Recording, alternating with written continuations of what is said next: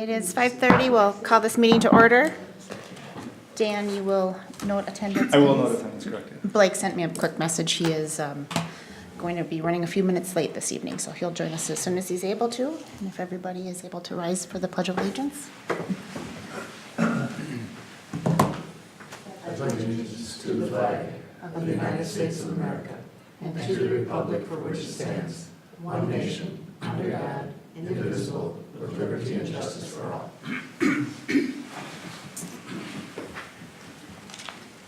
Okay, members of the EDA, we have an agenda before us. I will entertain a motion to approve the agenda.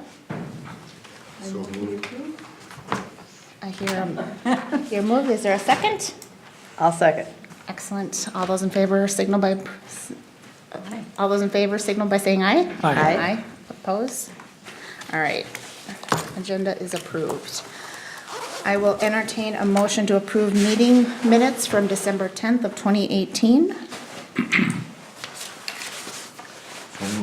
I hear a motion. Is there a second? Second. All those in favor signal by saying aye. Aye. Oppose? I'm going to abstain from this one just because I wasn't at that meeting. All right. I will entertain a motion to approve the workshop minutes from January 28th, 2019. So moved. Is there a second? Second?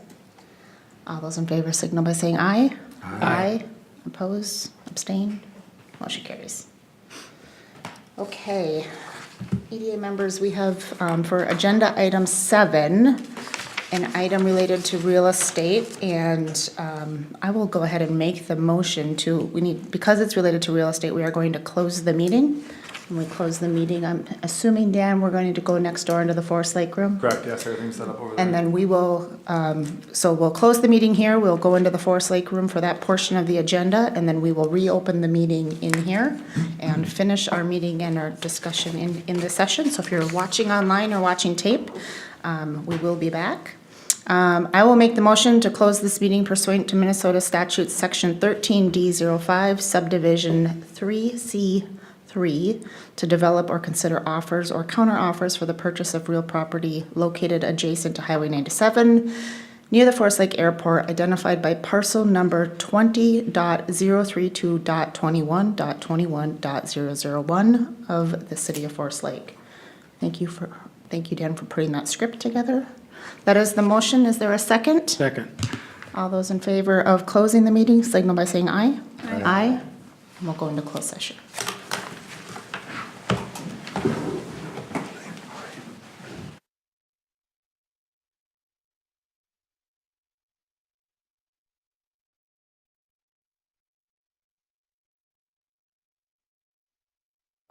High-level step, the action steps, and then below will be a summary of all the work that was done. And then if there's any costs that we have either incurred for that particular step or what the anticipated costs are, so I also included the budgetary impacts of each of these items within the work plan. So just a couple of highlights of it. We did some research into the Buy Local campaign. We had some pretty significant research done back in July as to what other cities are doing for their Buy Local campaigns. We did actually accomplish the goal of having 2 downtown incentive program applications approved in 2018. We did approve 2 of those. Moving forward, we do have an additional one that's pending right now for 2019, so we are on track, given that it's February, to get 3 of those approved as well based on the original work plan. With that, looking at just kind of making a couple of shifts into the priorities for 2019, part of this is coming out of the fact that the City Council as a general is doing a strategic plan update. So kind of wanting to make sure that the EDA kind of helps to align the work that this body does with what comes out of the City Council strategic planning sessions. But kind of the first and priority goal that we presented for 19 would be to complete a high-level market evaluation. This was actually part of work plan item number 2 from the 2018 the Promote Downtown Revitalization Plan. This actually is already on the work plan for 2019 as part of the Urban Land Institute. They're going to be coming out in March 18th at 6:30. They're going to provide that high-level kind of market analysis as to where some of the strengths in Forest Lake from a development perspective, what areas can we improve on. It's a 2-hour session, so that's one of the goals that's being recommended for 19. Kind of continuing along with the pre-development grants that we've been working with the CDA on, is presenting the city-owned 117 acres that's down in Headwaters. If you recall, we've had a couple of conversations on this parcel. There has been some potential development activity to the south of this, just north of Tangas Golf Course, that could potentially impact how that Headwaters parcel develops.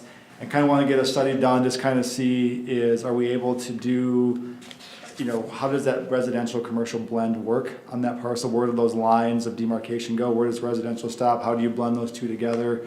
It's one of the reasons why we're looking at bringing that parcel forward for a CDA pre-development grant, so we can start to have some of those conversations and we're not sitting there approving, say, a potential residential development at the expense of the north end developing for commercial. I want to make sure that we're taking kind of a holistic approach for that entire parcel.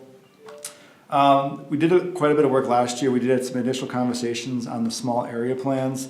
And what's being recommended this year is kind of a pivot off of a general approach to small area plans kind of throughout the city, and initially kind of focusing on a transition to what would be called a virtual spec building.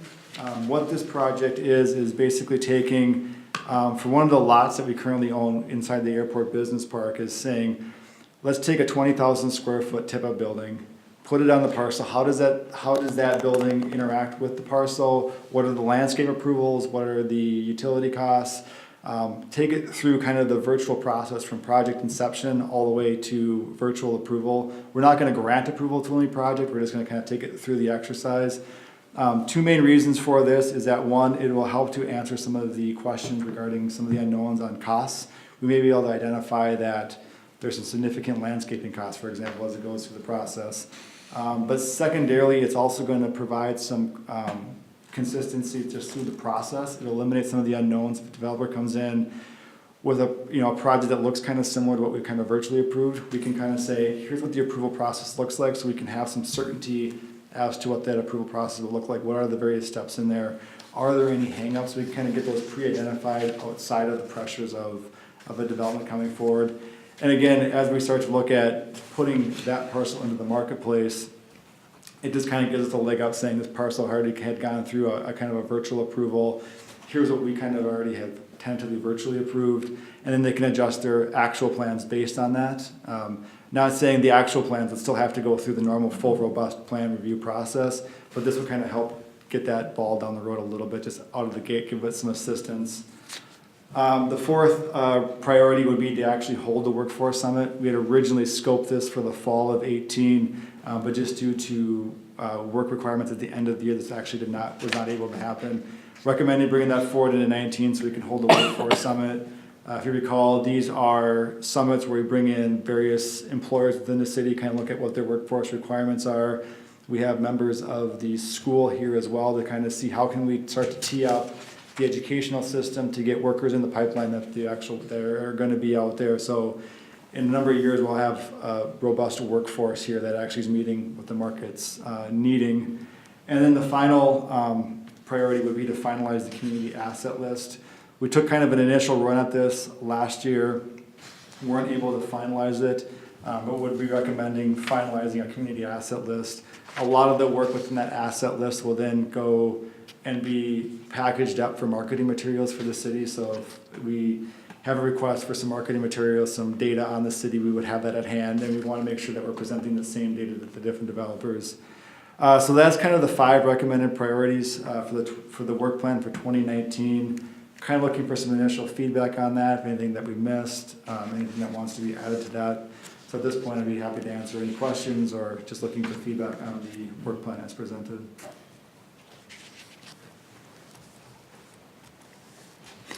Members, questions of staff? I will just echo Dan's comments around we are planning a strategic planning session with council, so any input that you have into thoughts for 2019 is helpful as we're teeing that up, and then also I fully anticipate there will be representation of this group, probably not in its entirety, but at least a small subsection, as we will have all commissions and boards involved in that process to some extent. That process itself is being defined partially based off of the consultant that we choose to work with, and we have asked them to bring their methodology to us, and so in reviewing that methodology, that will help us to determine who's all sitting at the table. But knowing that that is coming up, certainly it's a good time to gather information and wants from you of what you would like to see, and then also just know that this is a fluid plan, because we would expect all boards and commissions, after that plan is set, to have some opportunity to digest and then update their own work plans accordingly. So look at it as a iterative process, and welcome any feedback to kind of the current words on the page for the current 2019 plan.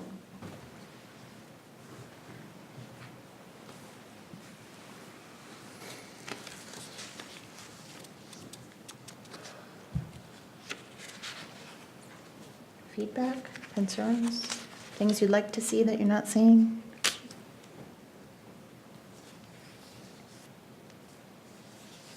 So essentially, we have one parcel of land, 117 acres, that we're looking at really stepping into that working deal with the county for the grant and the assessment of the study.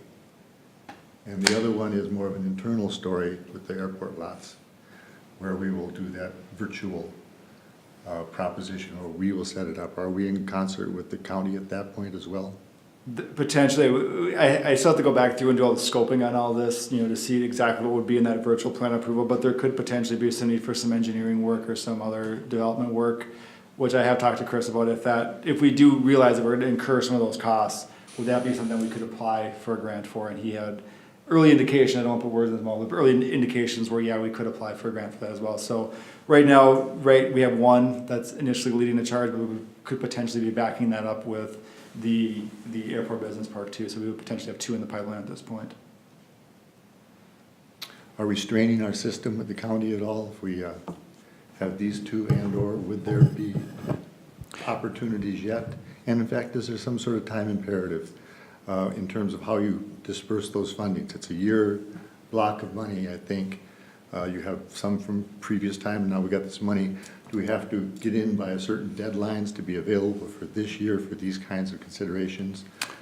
President Bain, members know there's really not an urgency to move quickly for those funds. We have a pretty significant amount of funds on hand right now, and no applications in the pipeline. So by policy, we can allow up to $40,000 per city per year.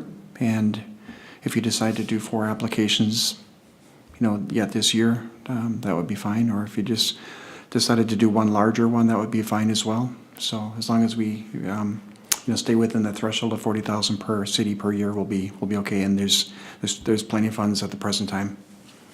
Okay, cool, thank you. A follow-up question to that. Would you expect the scale of the 120 acres to be on the larger side? What have we scoped out what that ask is, and how much of that 40,000 we're Do you know? eating up? I think we'd be able to come in under 10, and again, Okay. kind of looking at the one that we just went through for the, McCall property, I think we'd be somewhere in that ballpark. We would just want to define, kind of going into that, kind of get that defined as to make sure that the results are what we're looking for on the front end, and then basically at that point we'll do the pricing. But initially, I would say we'd be within that under that $10,000 grant cap. So you wouldn't necessarily be looking at plans and specs at this point. It's more concept. Correct. Yeah.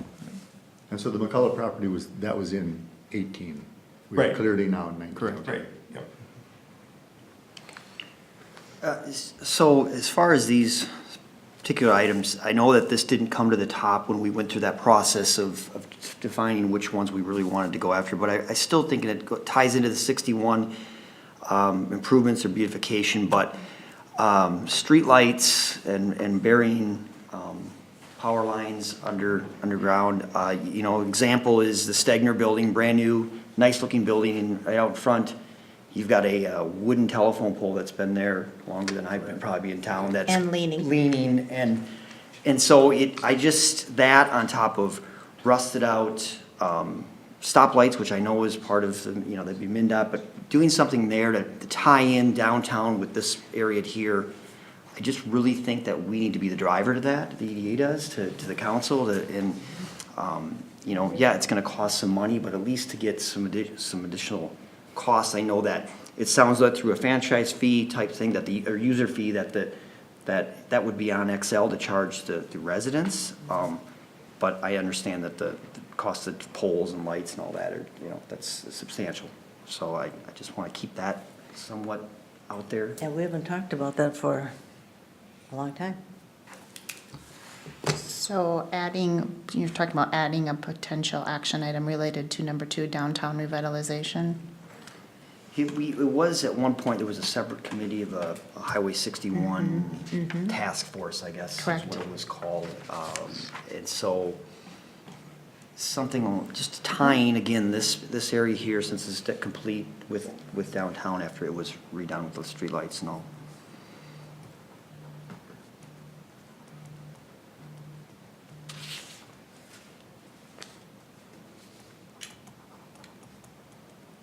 Any other questions or comments to staff on current work plan?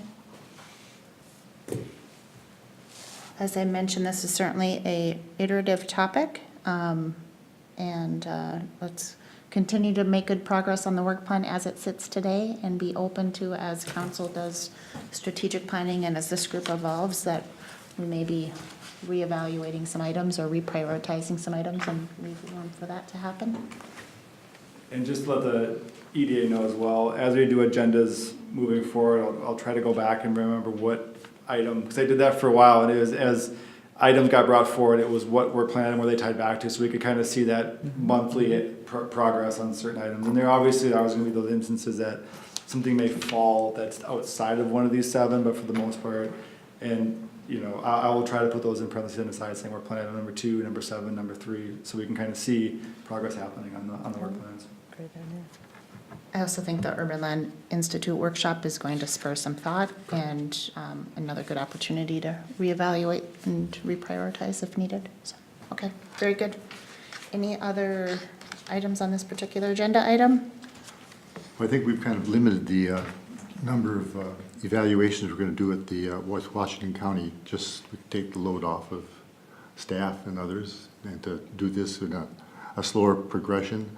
I would like to keep us open to, say, X months down, 1-2 months, something in that category. We introduce maybe some of the other properties that aren't necessarily city-owned, or some are, of course, to see if we can't add to this request with the county and see if we could really load our engineers to do a lot of work.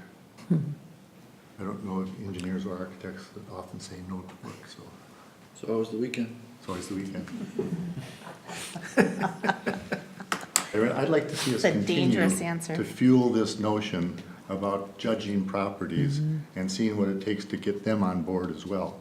And so I'm tempered about how fast I'd push that forward, but with your help, you'll let me know. And I'd like to still see us keep moving on this kind of idea. Okay.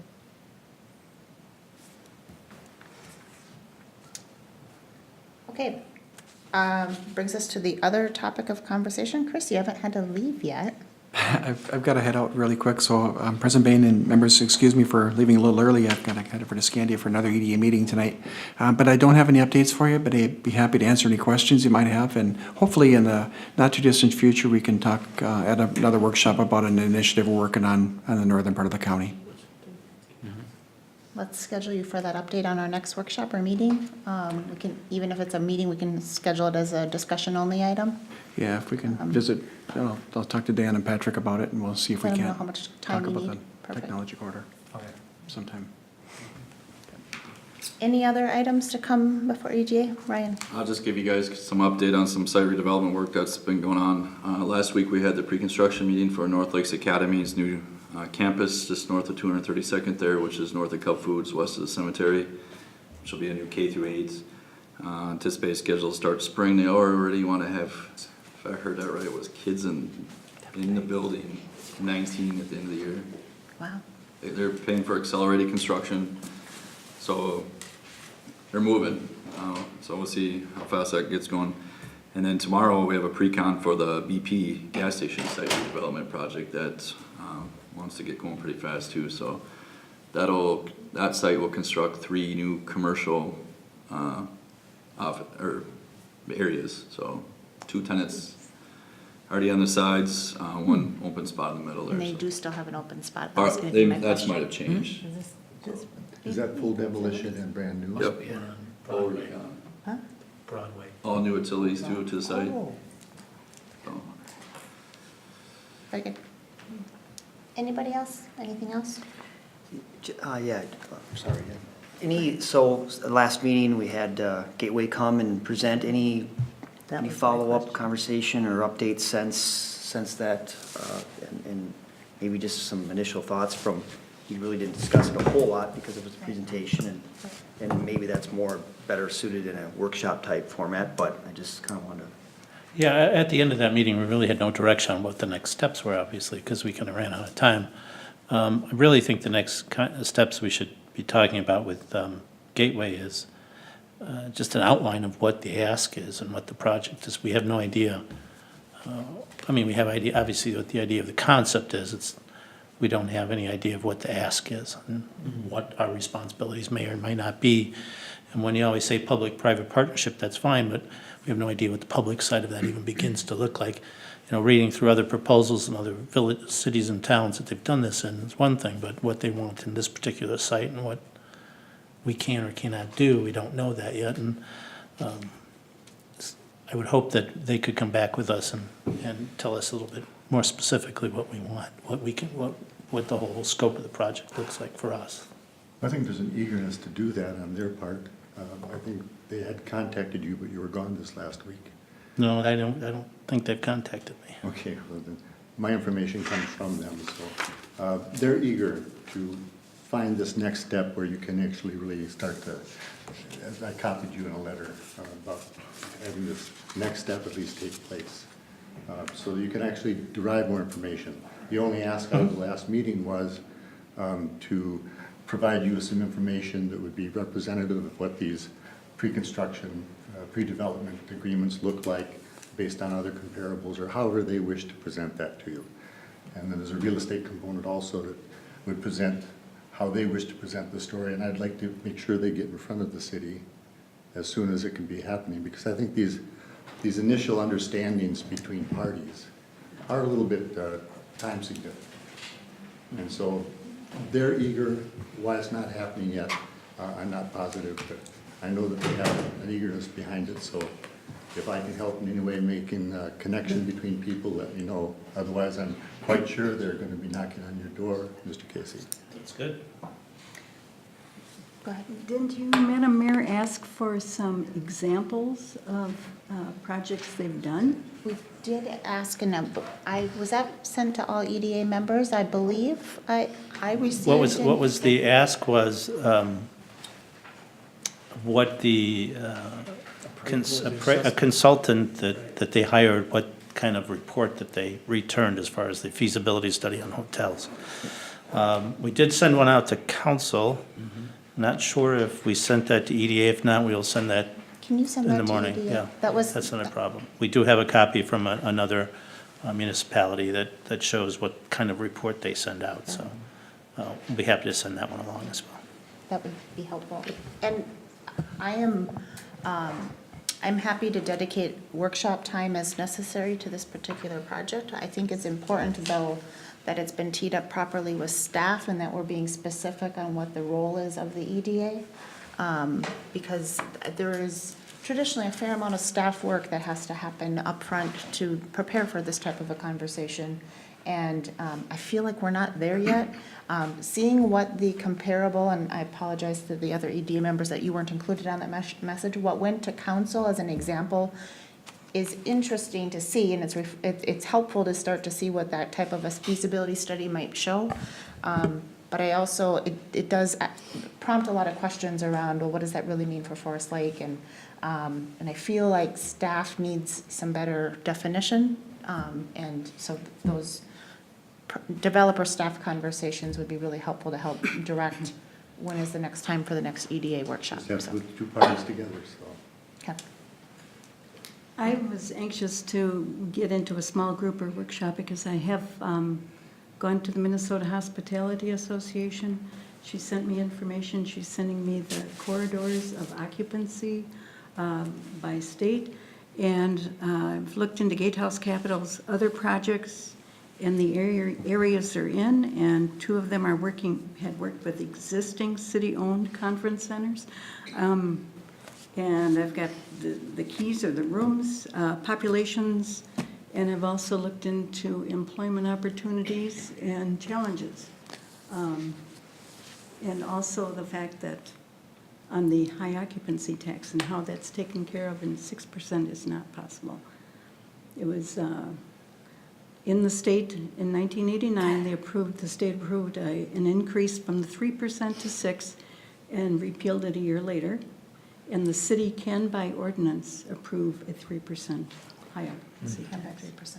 I believe we can also go request special legislation to allow for a larger amount. I believe that's what they indicated. that's what they were asking That's for. what they were asking, But and that according does- to Minnesota Hospitality, you cannot do that by Interesting. state law. That, I mean, She said maybe they can do in Is- Texas or wherever the other states are doing. So that's something we need to find out. Classic example where we need the staff conversation to really be with the developer to help corral questions and opportunities and really getting really to the core of what is the ask. Nice work. Yeah. Anything else? All right, with that, I will entertain a motion to adjourn. I move that we adjourn. Second? All those in favor signal by saying aye. Aye. Oppose? Oh, We're adjourned. Hamer, Nanette Lanasa.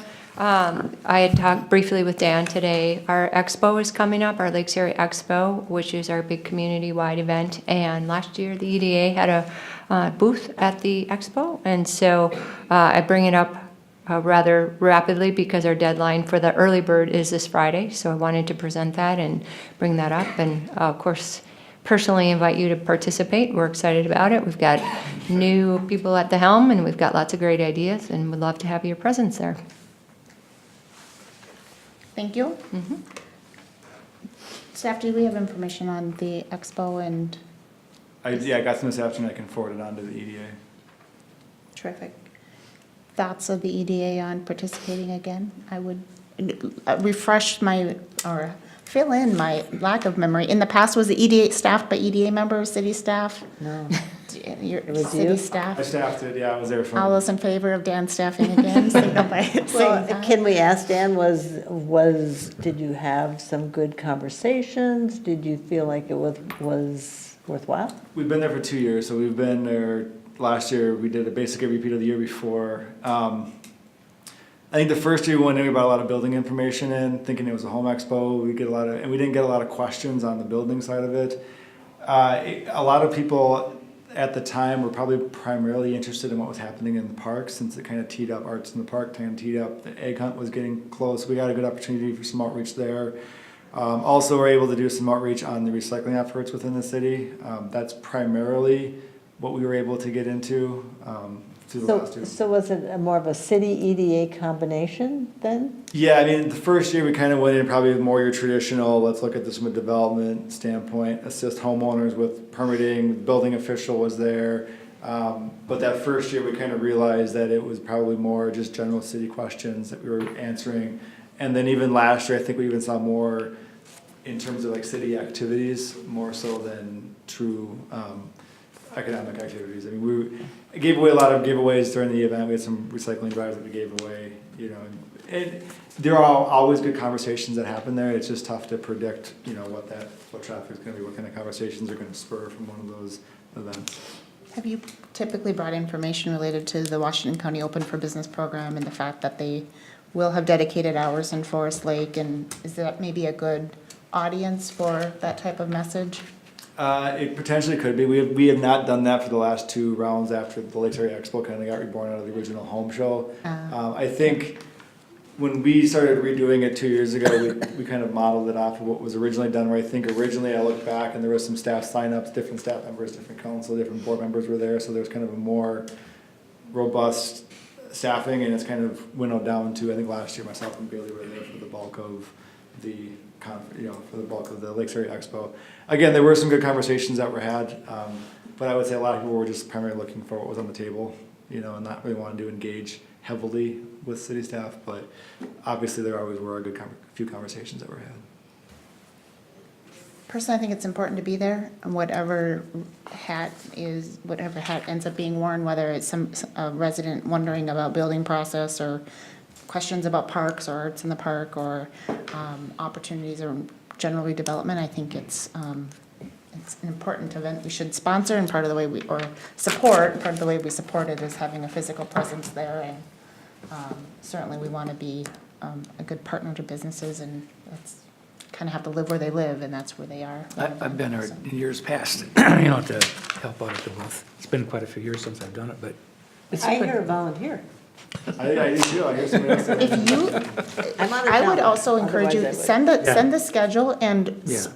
and recruit council and Right. EDA members So, to spend give some me- time at the booth. We'll talk about it then, okay? We do have something new this year where we're going to have a presenter stage. And so if you felt, if we wanted to have they're just like 15-minute sessions. And so if we wanted to have one specifically on have you been thinking about starting a new business? And we certainly could do that. I'm kind of excited for that. We have just a really wide variety of topics, and we don't have anything really business oriented. So I'd certainly be open to that too. As another possibility. Follow up with you right after this. I think that's a great idea.